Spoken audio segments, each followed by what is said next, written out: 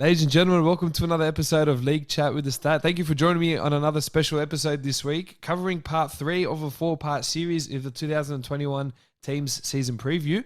Now, as you guys know, thus far we've covered 8 teams. We've covered the bottom 8 teams of the 2020 standings on the NRL ladder, and now we're going to be going through the next 8 teams. Now, in this particular part 3 series, we'll be covering 5th to 8th in the order of the Cronulla Sutherland Sharks, the Newcastle Knights, the South Sydney Rabbitohs, and the Canberra Raiders.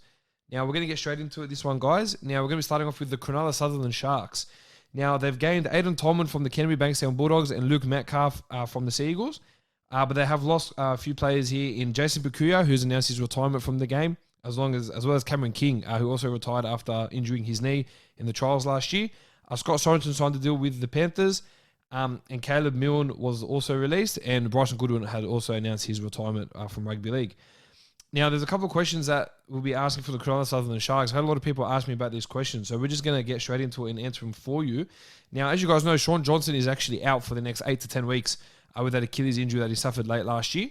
So they're going to be without him for the majority of the season, which is very disappointing, especially that he's off contract. But it brings up the opportunity for some players to start stepping up, and gives opportunity for those that have been injured in the past to obviously get a crack now and obviously take advantage of the opportunity presented to them.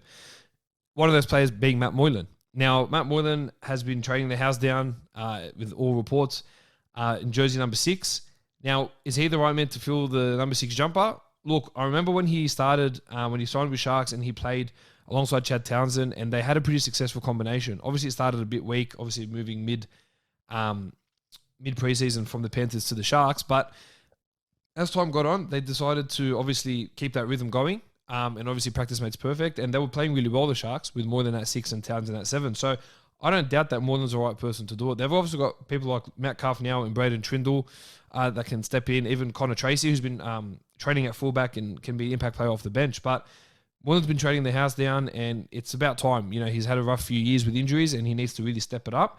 And this would be the perfect opportunity for him to step it up and to stay at Cronulla, with the fact that obviously he's off contract as well, some other big names, and at least $3-4 million worth of talent off contract. So Moylan really needs to put his foot down and not think so much about his next contract, but just take game to game and try to stay away from those niggling injuries he's always had with the calf and especially the hamstring. So look, I think it's always good to give him an opportunity to start off with. He's being paid great money to not be in the side, so he definitely needs to be starting in number 6. Especially with that combination, as I said prior, with Chad Townsend. So I think that'll blossom and get better. But I think he can put those injuries behind him, and he needs to start performing consistently. He needs to start performing consistently. In order for him to do that, obviously he needs to get a lot of game time in him, and he needs to be running the ball a lot more and just being more confident game by game and play by play. And look, I think he can be an asset, but it's just those injuries. Once you're very injury prone, it is very hard to not get injured once again. So it's going to be a tough one for Moylan. I do think, he can do something right for the Sharks. And I think he can put his best foot forward, especially with the year coming off contract, and hopefully get himself a new deal. Now, a lot of the preseason for the Cronulla Sharks has been the fact that John Morris has been, rubbish in the media for, potentially being overlooked for another coach. But to be fair, I kind of feel like he's been a bit hard done by. John Morris has performed the last 2 seasons as the head coach since Flanagan left, and he's done a pretty sensible job. He's made the finals in both years, and a lot of the team had been injured at some stage. Some of the big names went down injured, and their replacements just stepped up. So I think it's a little harsh to have him in the firing line and to be overlooked as a Sharks coach. So it is his last year, so he obviously needs to have a big year with the Sharks. But all his players need to be on the park. He's got a lot of injury-prone players. And the 3 that come to mind, Matt Moylan, like we've discussed, Josh Dugan, another player's been on big money and he hasn't been as of good of a performer as he can be. And you've got Andrew Fafita, who last year had so many injuries from his hand to his wrist to his calf and even his hamstring. So, and they're obviously going to be starting the year without Sean Johnson. They're going to be starting the year without CSC for Talakai. So these are players who played well last year for the Sharks that they're going to be missing. So they're already down a few players, which makes his job a bit harder. But there's enough talent in there that have played enough first grade to lift the team up. And I think John Morris, I'd like to see him extended. I'd like to see his contract extended for another couple of years. to build the team that he wants and bring in the people he wants. Obviously, he signed Cam McInnes on a 4-year deal from next year. That was all John Morris. So obviously, you'd like to coach players like that, to bring him in and create a new culture within the club. So it's going to be very intriguing and interesting to see exactly how John Morris organises his squad, especially with the amount of players he has off contract. He's got, I believe, Fafita's off contract. He's got, Moylan, Sean Johnson, Aaron Woods, Josh Dugan. That's already about $3-4 million that they can look to shop and bring in other players as well. So that'll be something interesting for John Morris. But the players that are off contract, like I've just mentioned, it's a big year for all of them. They're all in big money. They have to step up. Sean Johnson needs to come back with a bang, as hard as it is coming back from an injury at 30 years old with his Achilles. It is a tough one. So, look, I think, big years needed from those like, Dugan, Fafita, Woods, Moylan, those big players on big money, and Johnson as well, even, just so that they can lift the Sharks better than the first week of the finals.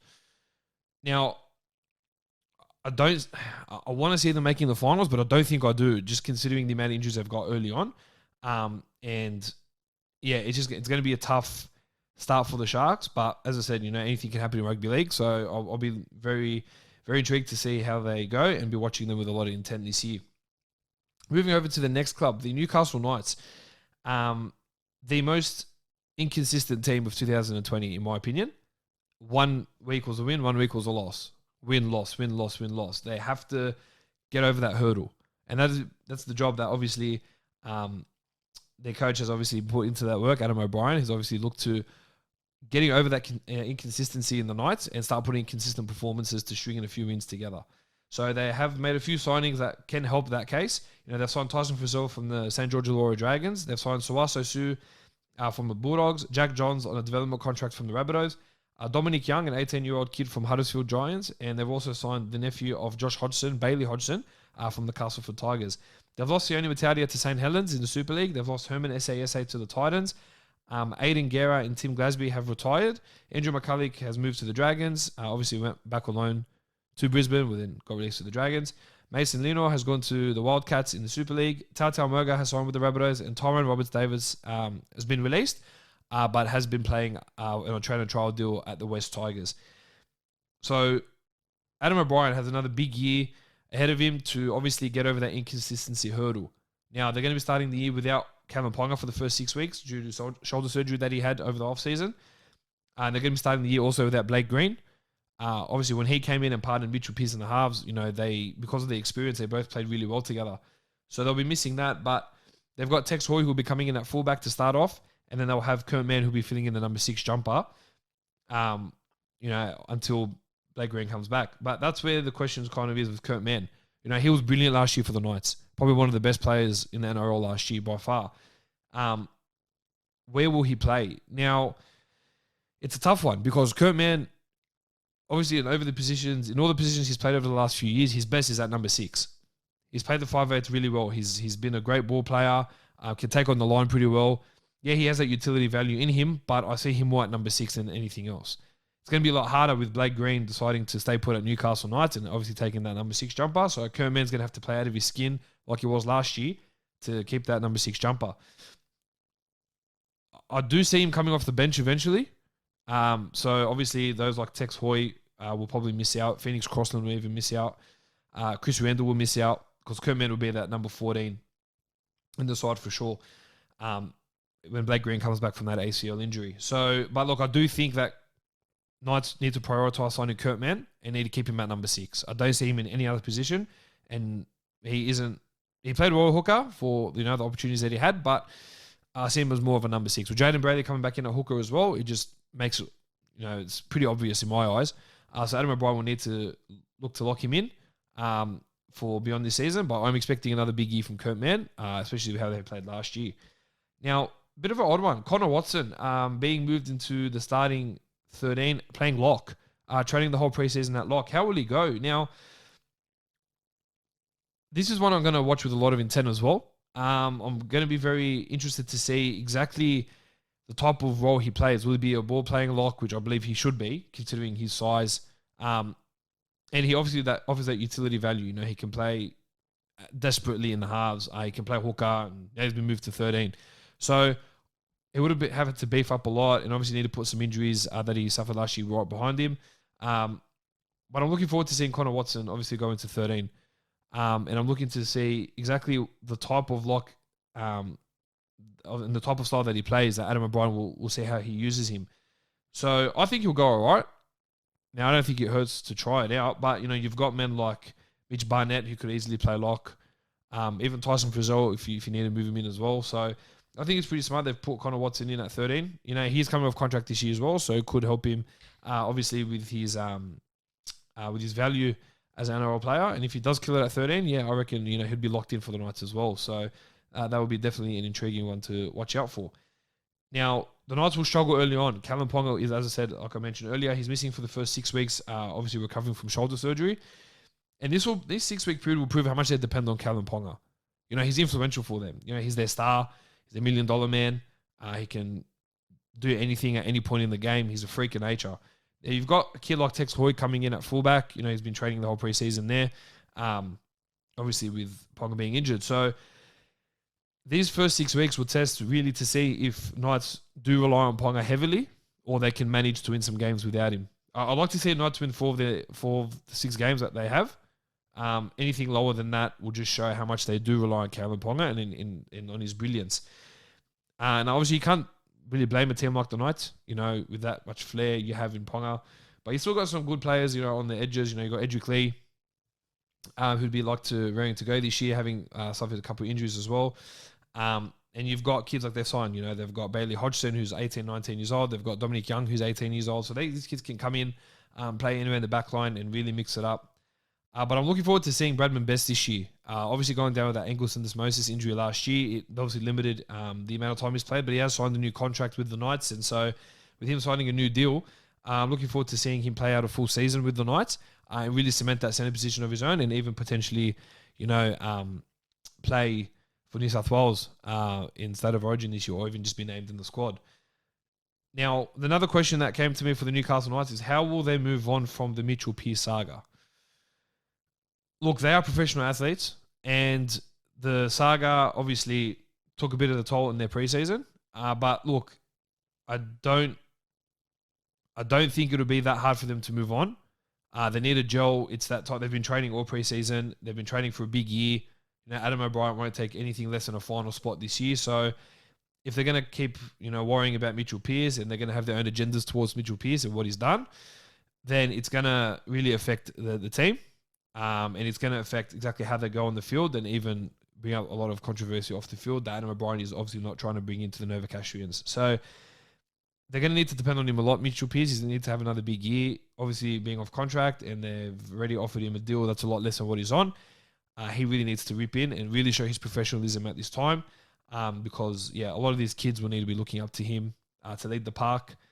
And obviously missing Blake Green is going to be the hardest part of that as well. So, look, they're all grown men. They need to obviously move on from it. Yeah, it wasn't ideal morally and ethically of what he did, but they can't let that affect, their football. And so then they really need to have a big year, these Newcastle Knights, and to stop their run of inconsistencies that they've had this year. Moving on to the club, number 4 of this episode, the South Sydney Rabbitohs. Now, this team I've pinned to win the 2021 NRL Premiership. Just look at who they've signed. Now, they've signed Jai Arrow from the Gold Coast Titans, which is a really, really good purchase. They've signed Josh Mansell from the Panthers, another great purchase. Taine Milne from the Warriors, which will add a bit of depth into their side. They've signed Benji Marshall from the Tigers. To have that utility value in Benji Marshall and the experience is huge. An up-and-coming star in Jacob Host from the St. George Illawarra Dragons, who played out of his skin last year for the Saints. And Tautau Moga as more of a depth signing from the Knights on a one-year deal. They did lose, however, a few players. Ethan Lowe, obviously, as you guys know, announced his retirement due to that neck injury. Corey Allen made the shift over to the Canterbury Bankstown Bulldogs. James Roberts has signed with the Tigers. Joseph Sawali has signed with the Sydney Roosters. Jack Johns went to Knights. Bailey Sirinen, a bit of an interesting one, went to the New Zealand Warriors. And I thought he played well last year for the Rabbitohs. So, again, as you guys know, which I've covered in the Warriors preview, excited to see how he'll go. Corey Dennis, Kurt Dillon, and Kai Rodwell were all released. And only up until about a week ago, Tom Amoni was also released as well, but has then signed a one-year deal with the West Tigers. Now, it's Wayne Bennett's final year as head coach of the Rabbitohs, and I truly believe with the signings they've made and the depth that they have, they can win the comp this year. And I do think they'll go all the way and they'll win it. There's no doubt in my mind. You just got to see who they've bought, like I've mentioned. Josh Mansour was huge for the Panthers and has been ever since he's been there. Obviously, he had those 1 or 2 rough years with injuries, but last year he was unbelievable. So I believe that he'll have a massive impact in the side. Just that he did in Panthers, I believe he'll have such a big impact in the side, for the Rabbitohs as well. So looking forward to seeing how Josh Mansour will go, being back at the club that originally had him many years ago before he made the move to the Panthers. So another question I have that has been given to me is who plays lock between Jai Arrow and Cameron Murray? It's a tough one, isn't it? Cameron Murray got shifted to 12 last year and played really well, but then ended up moving back to lock anyway. Jai Arrow is more of a lock to me. So I do see Jai Arrow coming in at lock and Cameron Murray staying in second row. But both phenomenal players with both phenomenal talents to have in the same team. So it just makes their back row really, really exciting. So I think in hindsight, Jai Arrow, once he gets familiarised with this, with their types of plays and obviously what they need to do, he should move in at lock at some stage, which will bring Cameron Murray over into the second row. So that's my opinion of where both of those players will play. So I mentioned earlier that they've got depth all over the park. Just there's one position they don't have depth in, and this is where my biggest concern is. Damien Cook. He's a phenomenal athlete, great player, and obviously has been since he left the Bulldogs. But who do they turn to when Cook gets injured? Benji Marshall isn't an out-and-out 9. He doesn't play any 9 at all. That utility value he'll bring is, he'll come in as like another half onto the field with 20 minutes to go and lift their side. And look, he might play a bit of dummy half. With that utility value title next to him, I believe he would be used in some capacity. I do expect Damien Cook to be playing 80 minutes, but they don't have anyone in their side in a normal hooker position that can play hooker. And I think that's the biggest concern if Cook was to go down. Obviously, not hoping that he does, but you need some contingency plans around that if he does. So that's the biggest problem that I'm looking at the moment. Damien Cook going down, it'll be tough for them. That'll hinder whether they'll win the premiership or not. But look, Wayne Bennett, I'm sure he's got a few things up his sleeve. We can never doubt the great coach. The greatest one of the greatest coaches in the NRL. So while we as fans, kind of look and give our opinion, our my belief expert opinion on these kind of things, you just never know what Mr. Wayne Bennett has up his sleeve. So, but yeah, looking forward to seeing the Rabbitohs this year going up, another step. Obviously, the last couple of years they've finished at the preliminary final and haven't won that next game to go to the grand final. But this year they'll go to the grand final and they'll win. I'm so confident in their side. I'm confident in their signings and their depth. And with Wayne at the helm, I just can't see them losing the grand final this year. And it's going to take a lot for them for him to lose. So that's my take on the South Sydney Rabbitohs. And moving over to the last club in this series, which would be the Canberra Raiders. They've signed Caleb Aikens from the Penrith Panthers as a depth signing, Albert Hopewadi from the Sea Eagles, Harry Rushton from Wigan as the back row, and as you guys know, Ryan James from the Gold Coast Titans. They've lost a big loss here in John Bateman, who's gone back to the Wigan Warriors in the Super League. Michael Oldfield has gone to the Parramatta Eels, Nick Kotrick to the Bulldogs, and Sebastian Chris was released. Now, Tom Starling was a dominant hooker for them last year, having come off New South Wales Cup originally, but obviously due to COVID, there was no reserve grade. But he's come into hooker and he's absolutely killed it when Josh Hodgson went down with his ACL injury. Now that Josh Hodgson is back, what's the contingency plan for the Raiders? What are they going to do with Tom Starling? They can't just put him back in New South Wales Cup. He's already at a level where he's too good for that. They'll put Tom Starling on the bench. And I'll explain exactly what they're going to do here. So, in my opinion, what will happen is, like I mentioned, Tom Starling is way too good to not be in the starting side. So what I think they're going to do is they're going to put Josh Hodgson starting hooker. When they look to bring Tom Starling into the game to bring back some energy into the game, they'll move Josh Hodgson from hooker and they'll put him in at lock. And he'll be playing lock for certain periods of the game. Yes, they do have Saliva Havili who can also cover hooker and lock as well. So they will be carrying technically 2 hookers on the bench. But you can even put Saliva Havili at prop and rotate him that way. That'll be what I think will happen, just because you can't leave someone like Tom Starling out of your side. And Saliva Havili has really proven himself in the last few years as a hooker and even as a back rower. So, and he can even play prop as well. I wouldn't put it past him to play a bit of prop, to help out Josh Papali and Isia Soliola and Dunamis Louis. So, they've got some really good talent there, and I reckon, with Tom Starling being too good to be New South Wales Cup, he'll definitely be starting 14, and they'll move, once he gets on the field, Josh Hodgson will go to lock, and they'll move Saliva Havili into prop, and that rotation will be set for the year, I believe.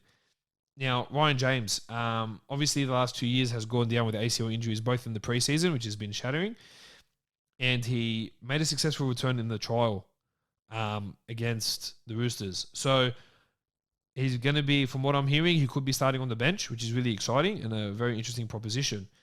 Will he make a successful return? I do believe he will. He has trained the house down. He came into Canberra from Gold Coast early to train and to work hard and to get his body right. And I do believe he can have a massive impact on this side. We've seen just how good Ryan James can be, and I'm looking forward to seeing him get some game time and really just putting his best foot forward for the Raiders and maybe his last contract in the NRL. So, I think he'll make a successful return and he'll be influential for the props coming through, and he'll definitely nab a bench spot at some stage in the year. And the big question that the Canberra Raiders, a lot of their fans have been asking and sending through their questions, can they make the grand final? Yes, they can make the grand final. Charles Nicoll clocks that at the back. Their halves are flawless. They've got Jack Wyden, who's a gun 5'8". You've got George Williams, who in his first year of NRL really, really proved himself and actually surprised me in how well he did. So I'm expecting another big year from him. And you've got, Josh Hodgson at hooker, or Tom Starling, or Saliva Havili, whoever you want to put there. But they've got great depth, across the park. They've got depth in their back line, with Bailey Simonson nabbing that wing spot over Nick Kotrick, which I'm expecting a big year from him starting the year at the flank. But they've got some big talent there that, that can go all the way. But it's that experience. It's the experienced players that really need to lift and make that next step. But I do think a side like the Canberra Raiders can really make the grand final and make a big difference in the NRL. And I definitely think come finals time, they'll definitely be in the top 4. My opinion, it's a shocker, but I think they can make the top 4 with the team that they have. But as I said, they're a team that, for me, that can definitely make the grand final. And I'd like to see Rabbitohs and Raiders grand final. And I think Rabbitohs will probably get over them at the time. So, guys, so that's my take on the Canberra Raiders. And that's where I believe the main questions were asked, and I believe I've answered those pretty accurately. So, guys, thank you so much for joining me once again. League Chat with the Stat. Thank you for joining me on part 3 of the 4-part series of the 2021 season preview. With round 1 around the corner, let's get excited. Share the podcasts. Share it to all your friends and family. Let's get it out there. As I said, we're expecting another big year, so I'm looking forward to what 2021 season brings to us. But as I said, we've got some big things planned, so you got to be tuning in. Subscribe if you haven't subscribed yet. Follow if you haven't followed yet on all our social media streams, as well as our podcasting streams as well. Have a good one, guys. Get ready for part 4 of the 4-part series. We'll be covering the 4 best teams in the NRL. Have a good one, guys. Take care.